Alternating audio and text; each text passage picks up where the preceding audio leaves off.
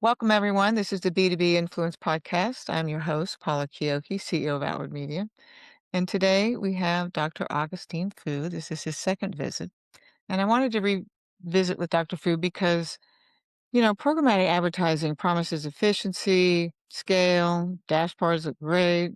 But the real question is, how confident are we that the activity we're paying for is real? And I think it's important to do another deep dive into this. So, welcome, Dr. Fou. Thank you, Paula. Glad to be here with you again. Thank you.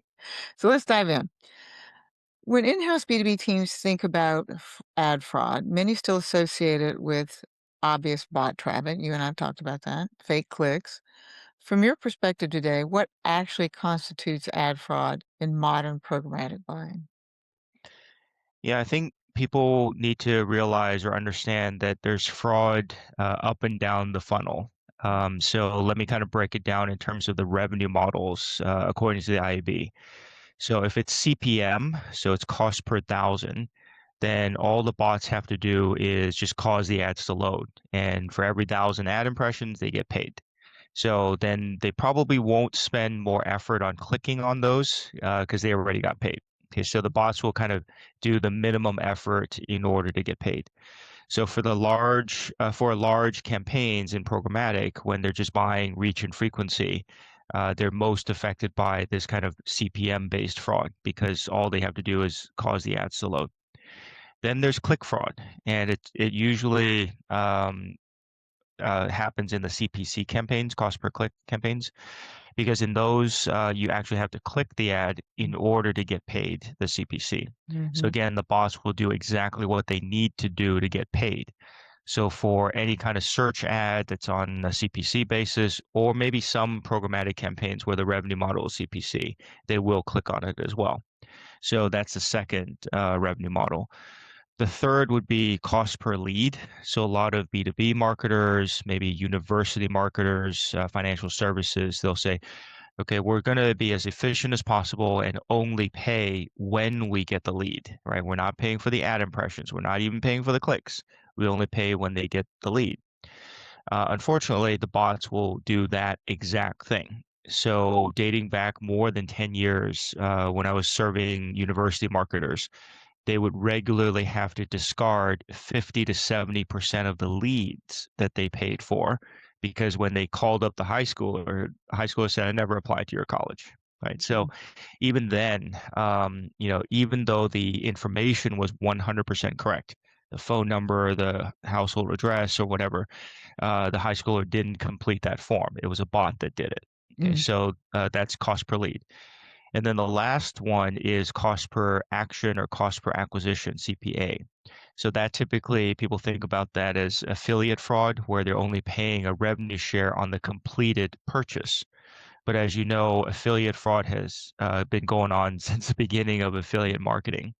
And similarly here, when we talk about digital marketing, the attribution of the sales can be easily gained. So I guess the takeaway, I mean, that might sound very complicated, like all four forms of revenue models have fraud in it. But I think the key takeaway for B2B marketers would be just don't assume that the leads that you're getting are real. Don't assume that because you're only paying for the lead that it's immune to fraud, right? You have to assume that there is some way the bad guys can take your money. And the key thing is to just look more closely, and if you're not getting valid leads when you call them up, you have to look back at who you're buying those from and maybe consider stop buying. With all the money that's spent in this arena, you would think the brands would start complaining. You would A think, lot. right? I mean, I Yeah. don't in your experience, are they? Because I know you work with brands. Yeah. Unfortunately not, and not loudly enough. I'm hopeful now because I think things are turning around. But for the past 15 years or so, when everyone wanted to look innovative by doing digital stuff, right? They would Mhm. take millions of dollars out of traditional channels like TV and print and billboards and whatever and put it into digital. They really wanted it to succeed. So for a lot of the big brands, as long as you got them more impressions at cheaper prices, CPM prices, that was considered a win. Um, Unfortunately, that's not good enough because a lot of the sales were already happening not because of the digital ads, but it was just happening in parallel. Mm. And I think the best way to think about this is toilet paper, paper towels, stuff you buy in grocery stores. Okay. Those sales are happening while you're doing digital marketing. It wasn't that the digital ads caused the sales of paper towels and whatever. Mhm. So it takes a little more effort to actually study the cause and effect and the actual incrementality. And that's actually a tough thing because some of the incremental sales are actually relatively small, right? These are the sales that would not have occurred in the absence of the digital ad spending, right? But for a lot of advertisers, they may not dig that deep and they're looking at surface metrics like how many billions of impressions did we get? And did we get a better CPM price on it? Right? So that's not deep enough. And then those types of campaigns are very prone to fraud because bad guys and fraudsters love taking money from those pots because people are not looking closely enough. Do you think the brands are looking at it more as a branding experience versus conversion? 100%. But still, your ads have to be shown to humans for it to have a branding Mhm, effect, mhm. right? So a True, lot of true. times, Bottom because line. they're saying, "Oh yeah, we see sales." Mhm, Okay, well, the sales of paper towels in the grocery store were not caused by. So mhm, conveniently, because they were happening in parallel, they just kind of justified it in their mind. Oh yeah, we're spending all this in digital. It's got to be working because we're seeing sales in grocery stores. mhm. So, I mean, I've dealt with some of the largest CPG type advertisers, and it hasn't been until very recently that they started asking, okay, are those actually incremental, or would those have Mhm. happened anyway in the absence of the spending? I think it's a little more difficult to do that with B2B. I mean, for like we had experience with a client, albeit it was a couple of years ago, that spent several $1,000,000 in B2B advertising to drive sales. They wanted conversion for an actual sale, a new customer, and none of the programmatic, zero, zero conversion. Now, LinkedIn had conversion. Yes, And then we did an email campaign, and we had the highest conversion of the email campaign 1 to perfect. 1, 1 to 1. Yes, yes. But then my thought was, is management looking at this thing saying, Nope. no, they didn't. So let me give you some examples. So there are what they call lead gen companies. Some of them are even Mhm, public, and primarily they serve financial services like insurance companies. So the insurance marketer may have a goal on, okay, we need to get this many leads, like 5 million leads. mhm, They never asked, are those leads valid? So mhm, unfortunately, their compensation is based on a goal that's actually the incorrect goal. mhm, So they got 5 million leads, even though they knew 4.9 million may not even have been real, let alone would actually convert into incremental customers for the insurance company. The marketer has a goal. Okay, we just got to generate 5 million leads and minimize the cost per lead that I have to pay. That's the brief to the agency. You see what I'm saying? So they have yes, no I do. incentive to actually look. Yeah, But take that downstream, the sales reps are gotta be irritated that they're calling leads that aren't real. exactly. Yes. But you would not, you could not guess the number of times that has been suppressed. I've seen that in the last 15 Really? years. The marketer has their job. The salesperson, when they call up to follow up, those two things are either in different departments and nobody asks, or, yeah, I got my lead. I fulfilled the goal, right? We got 5 million leads for the Yeah. year, and next year we'll get 5.5 million leads. That's their goal. But So I think the I'll take CFO or the CEO has to step in and step ask harder in, questions. Yeah. because I'll tell you what happens, the salespeople go, "Oh, those leads from them, they don't work," and they don't call them anymore. Yeah. So so that I mean, this like I said for the university marketers, it's two different departments. They got all these leads, but they had to discard 50 to 70% of them because the teenagers didn't apply to their college. This was 2013. I believe you.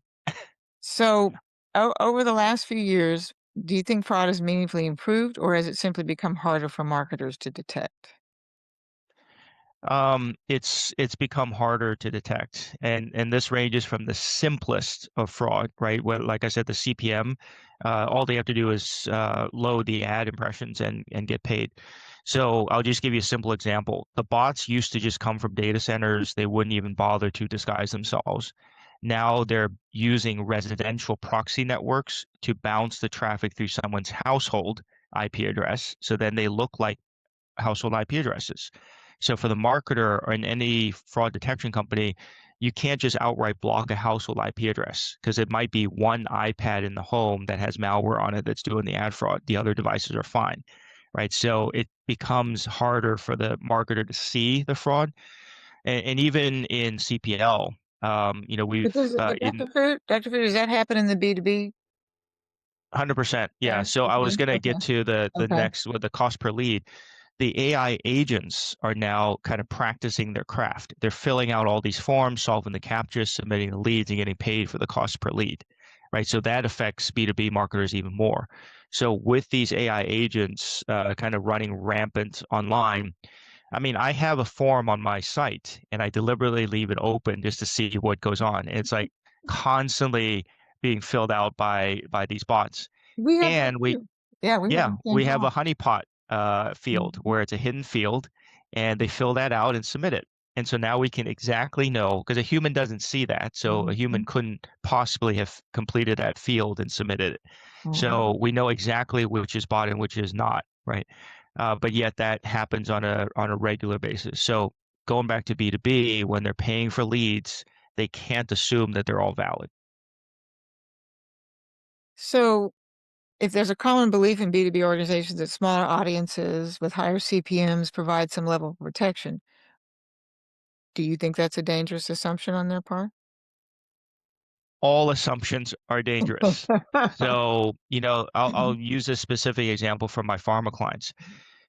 They are specifically targeting doctors or what they call HCPs, healthcare professionals, Mhm. and think of oncologists. That's like one of the smallest groups out there, right? And they pay super high CPMs thinking that they're targeting oncologists. They think that because they uploaded a list of email addresses, they might have uploaded a list of NPI numbers, which are national prescriber identifiers, and they assume, oh, it's got to be all these doctors that we're targeting, and therefore every click that we get and every lead that we get are those doctors.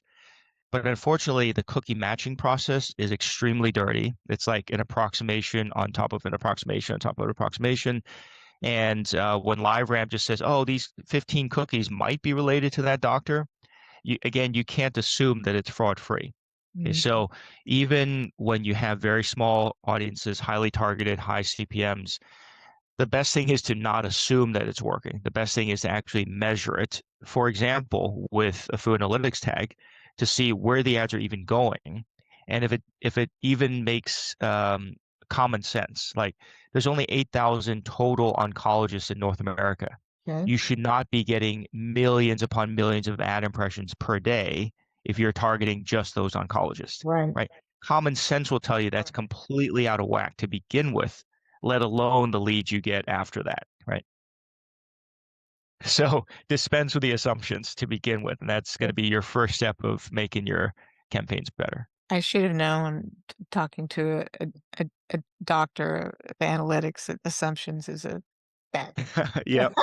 I mean, it goes back to what you said earlier, right? If you did an email campaign and you got good leads from it, or if you did a LinkedIn campaign, right? If it's B2B and you got actual leads that when you call up, they say, oh, that's great. I'm glad you called me back, right? If that's actually working, then spend more money on that. But I also, in a recent conversation, I was talking about the departmental silos, right? So digital marketing is its own department. That's different from TV marketing or TV advertising, right? And so each department is desperately holding on to their own budget, Mhm. even if it makes more sense for the company to take money out of digital and put it back in TV because it's actually driving awareness and more incrementality. But again, the way big companies have been set up in the past, everything is siloed in its own department, and you don't actually get good budget cross talk or learnings, And nobody wants to lose their budget. and nobody wants to do that, right? So I think actually I was talking to a procurement person, and I said that's great that you're thinking across all channels because it shouldn't be one channel gets this budget at the beginning of the year and their job is to spend it all, right? It's got to be let's look across all channels to see what's performing the best for incremental outcomes for the company and then readjust. right? That's actually the more progressive way of doing it, but that just hasn't been done for the last 15 years. That sounds like it's because it's not up at the C-suite level where Yeah. yeah. Yeah. I mean, and they just had budget allocated for Mhm. each different department, and then each department just works within their own silo. They don't talk to other. Talk to And you. I've seen that for years, ever since I was at McKinsey and consulting for large clients. It's like, okay, well, that department clearly didn't even understand this, and so therefore the budgets are not going to get allocated Yep, efficiently. totally agree with you on that one. So, for in-house teams that rely on agencies, DSPs, or managed service partners, what questions should they be asking, but often are not? Yeah, I think it's going to be around, show me the data, right? It's going to be if you can't measure the ads and you can't tell where they're going, you should not be paying for that, right? If you ask your agency and they're unwilling to share detailed data back with you, something's wrong with that. Mhm. So I mean, the agency is supposed to be working for the client as an agent, but too many of the large holdcos we've seen over the years, and others have written about this, right? They're not even disclosing to the client what they paid for it because there's hidden arbitrage and Oh, for sure, principal buying, whatever. for sure. So I think over time, not only should you ask harder questions, but also just look at if they're not giving you the data that you need, go find another vendor that is going to. And that gets to the fraud part, which is did your ads run at all? Not just where they ran, right? Did they run at all? Did they render on screen? And if they did, then the next question is where did they run? Mhm. So are those sites fraudulent sites, or are those mainstream publishers that actually have human audiences? Right? So they're just step after step, uh, layer of the onion after layer of the onion that you can peel back to then make your digital campaigns better, right? You can't just assume that the agency is going to do everything right. I mean, even if it's not malicious, I will Mhm. tell you that too many of the agency people are too overworked. They just don't have the time to be thinking outside the box and helping you optimize. They're just trying to get as many campaigns turned on and spent in full as possible. They Yeah. just, don't have the time or bandwidth to think about how to improve it. I wonder if that's gonna change, in the future because it seems like, you know, from an economic standpoint, people are starting to care a little bit more about Yeah, where their it's money's changing going. already, right? Because you can Mhm. see some of the media agencies, they continue to consolidate Mhm. because their cost is too high. I think the smarter advertisers have started to break out the expertise from the media spend. I'm perfectly happy to pay for hourly, right? And people who actually have experience managing and optimizing programmatic campaigns. I want that to be separate from the media spend, right? Mhm. I don't want it to be a percentage of spend. Now, that whole trend occurred with TV, and that's great. Right? You dissociate the planning and the strategy from the media buying. So you're not just compensating the agency as a percentage of spend. That already happened. But we're going back to all these bad practices, bad habits with digital, where it is tied to the spend. And sometimes it's like, okay, the agency didn't even disclose that they bought the media ahead of time, and then they're selling it without disclosing the markup, right? Mhm. So there's just, if you don't ask those questions, we end up getting back to worst practices, not best practices. A lot to consider. So, if a B2B marketer can't access log level data, what signals or proofs should they insist on to assess media quality? So I think when we work with B2B advertisers or maybe e-commerce advertisers, we start with a Foo Analytics code on the landing page because sometimes, well, anyway, on the landing page, we can actually see the clicks coming from all different sources, whether it's YouTube for video ads, from Facebook and Instagram, Google search, and maybe LinkedIn, for example. So we have kind of an overview of the relative quality of the different channels, right? Because some clicks will ultimately go through to your site. And then you can clearly see if the clicks coming from Facebook are 90% red. Very simply, they forgot to turn off audience network, right? And then you can take that one step, turn off audience network, and the red should go away, right? And then when you look at the clicks from LinkedIn, it's, So you can then see, okay, what are the things that we need to optimize, and then within each channel, and then you can see the relative quality. So then you can say, okay, this is working better. It's generating more actual leads. Like you said earlier, the LinkedIn was working really well. Then you should allocate more budget to it and then reduce the budget on other channels that are not working as well. So that's kind of like a easy way to start because that's on a site, your own site that you own and control. So Mhm. even if your agency is unwilling to give you log level data or place reports or anything else, you can actually start with measuring your own website and kind of get an overview of what's happening with all your digital channels. And so you said audience network? Yeah, audience network. So basically on Facebook, when you buy ads from them, some of the ads will run on Facebook itself, on Instagram, and now WhatsApp. So those are the owned and operated properties. Right. The audience network would be every other hundreds and thousands of sites outside of Facebook that are just running their ads, right, to generate volume. And that's where there's the motive and the opportunity to commit fraud. And so they do. So basically, if you just turn off audience network, meaning everything outside, Mhm. and keep your ads on Facebook and Instagram and WhatsApp, that's the best way to avoid 90% of the obvious fraud, right? So, big, simple, one step, you can already make your campaigns a lot better. But again, you have to see that whether there is a problem to begin with, right? If audience network was already turned off, then it is what it is because that's the main lever you can pull. You can't really block individual accounts or whatever. Mhm. And everyone knows there's tons of fake accounts on Facebook and Instagram from over the years. I don't know how they audit that. Well, they have a transparency report Mhm. that they say they delete 2 point something billion fake accounts per quarter. But again, I don't know how complete that is in terms of the ones that already exist. So Billion. Billion. yeah, 2 point something billion. So it's like, okay, every quarter, I mean, the bad guys are just constantly making new ones. So it's almost like Facebook Mhm. is, trying to keep up, but obviously there's more advanced ones that just, are Wow. able to get by the I defenses. thought you were gonna say million. My mouth on my jaw Billions, dropped. yeah. It's a Wow. global issue. Yeah. Wow. So if a B2B CMO or head of demand gen wanted to materially reduce fraud exposure without blowing up their media strategy, where should they start? Um, Again, start with the website first because they kind of know their own cost per lead, whatever. So, just like a lot of the advertisers don't tell me their CPMs, but if you can say 30% of your display ads at this CPM were dark red, meaning all bots, they can do their own internal calculation how Mhm. much they wasted, right? So I think for a CMO, they need to start by looking, right?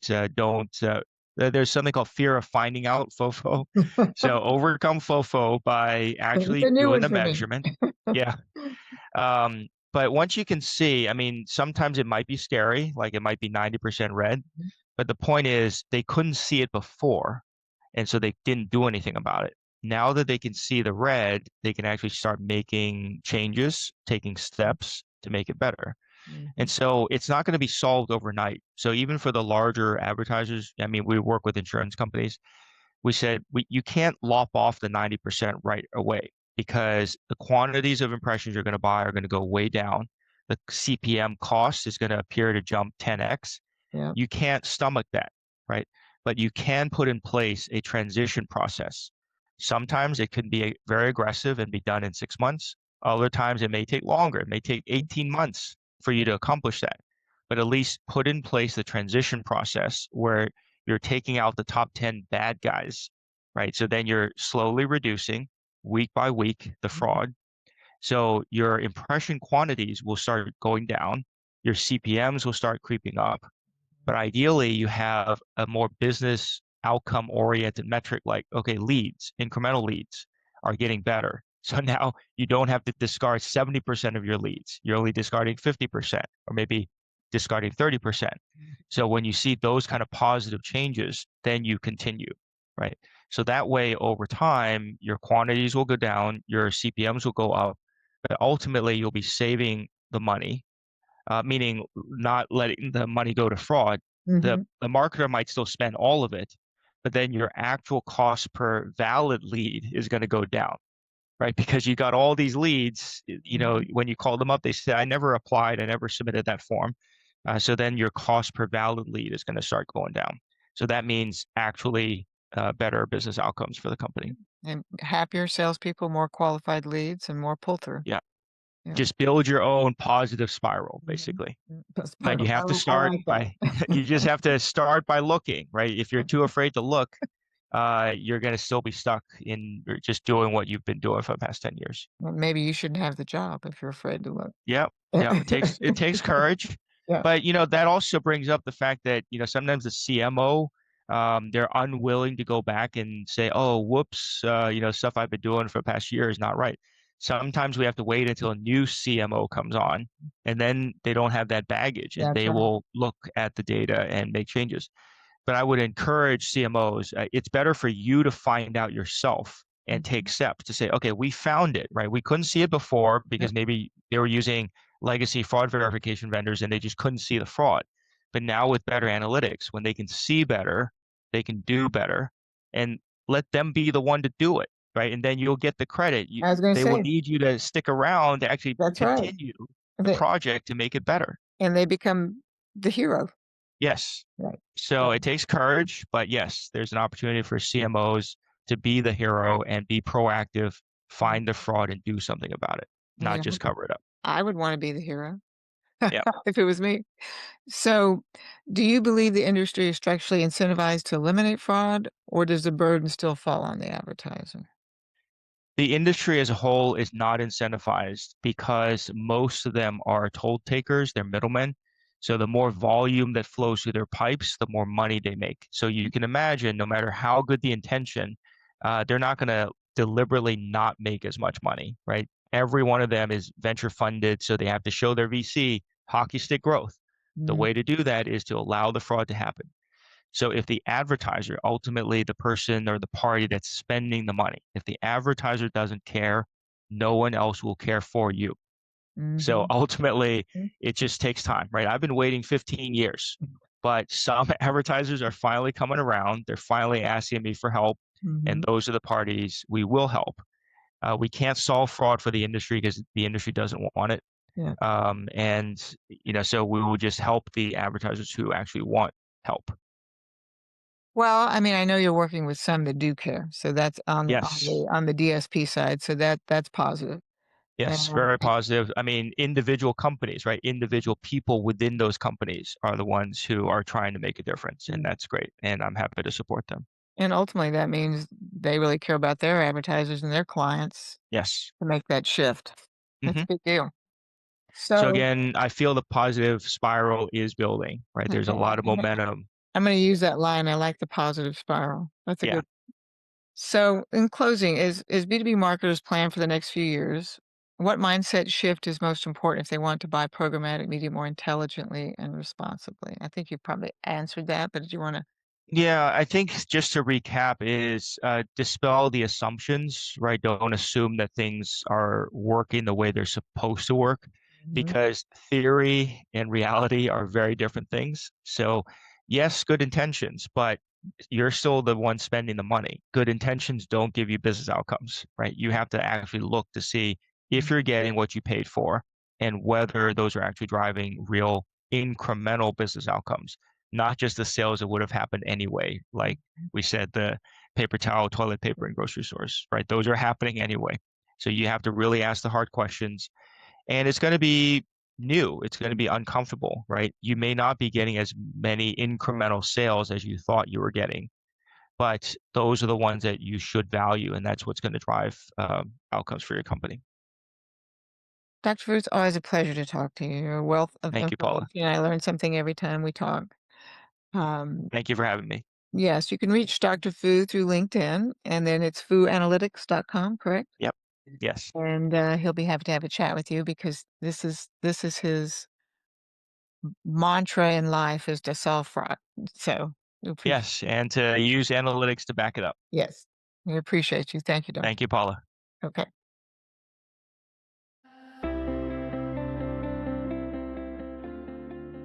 That's it for today's episode of B2B Influence. If you picked up something new or found yourself rethinking your approach, take a second to subscribe, leave a quick comment, and share this episode with your network. And don't forget, once we hit 25,000 subscribers, one lucky listener will win a free customer analysis. Just subscribe and comment to enter. If you want to be a guest or know someone pushing the boundaries in B2B marketing, tap the link in the show notes to nominate or apply. And if you're ready to fuel smarter campaigns and more accurate targeting, check out what we're doing at OMI.